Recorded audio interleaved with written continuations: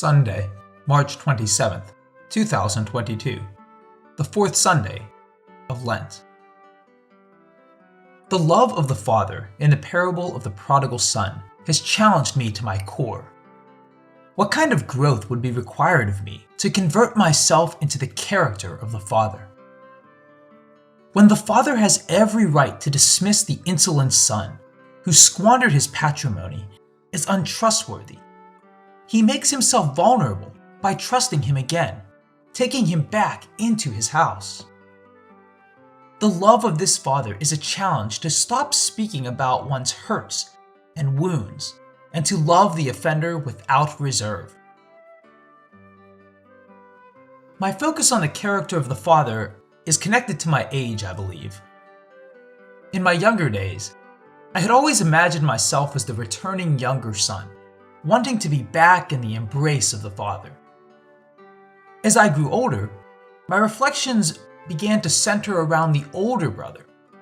I developed a feeling that I was smitten by elder brotheritis, a compulsion to grudge the privileges given to the ones who previously hurt me, the ones who went astray, the ones who have squandered their rights. I had become a judge of both my younger and older brothers.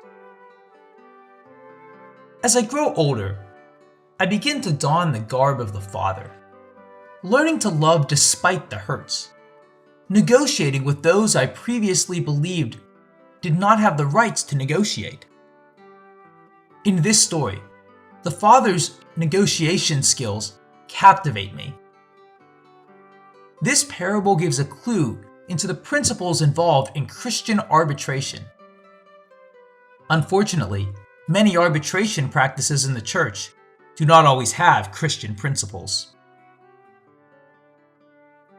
The first rule of Christian arbitration is the acceptance of the two sons, the two parties. It is not an act of tolerating the other, but of reinstating the offender to the dignity of the son. The father had all the right to reject the returning son, just like his elder brother. He had taken his share of the property and cut off his life and lodging with the father. He has no right to claim to come back to the house. The lost son was aware of this and had requested only a position of a slave. Yet, the father still accepts that he has two sons. The Pharisees and the Jewish race as a whole cannot accommodate the concept of having two sons, since they believe that Israel is the only son of God. The rejection of a second son is evident in the many sibling feuds of the Old Testament. One son is defeated and rejected, while the other is accepted and promoted. The stories of Cain and Abel, of Isaac and Ishmael, of Jacob and Esau are all examples, stories of sibling rivalry, and the story is continued as if only one of them is chosen by God. Sometimes, the reader is moved to hatred for the one who is chosen. For example, Esau was, by all means, a better character, more loving and caring than Jacob. However, the Bible chooses Jacob as the forefather of the Jewish race for some strange reasons, most probably due to a racial purity.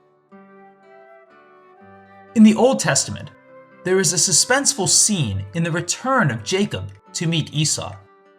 Jacob had wronged Esau, and he was coming with trepidation to meet his elder brother.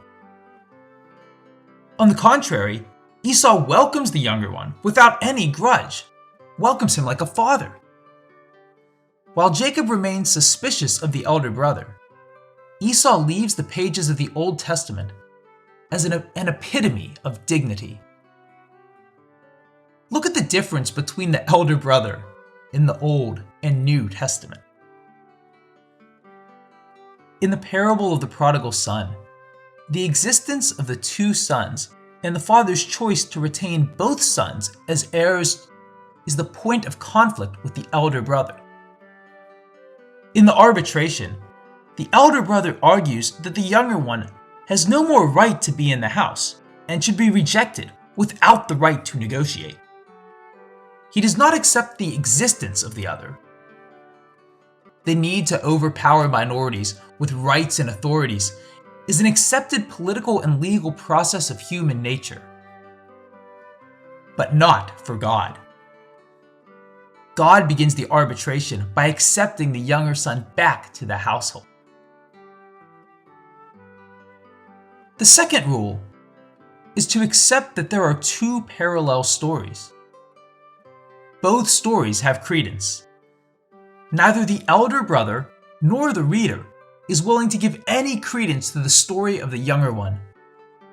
The father makes a bold decision to accept that story without judgment. The third principle of this father's negotiation regards what is achieved in the arbitration. The arbitration does not end in finding the truth, but in finding love.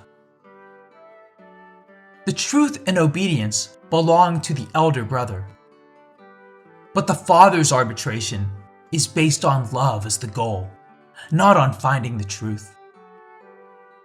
The arbitration does not end in punishment.